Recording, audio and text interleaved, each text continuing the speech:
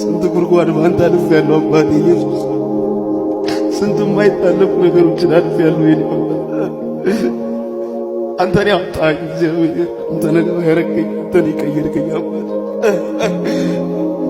ሰው ማየኛን ሚስጥር ቢሰማት ለመስማት እንኳን ቢሆን ነገር አይደለም አባቴ ኢየሱስ።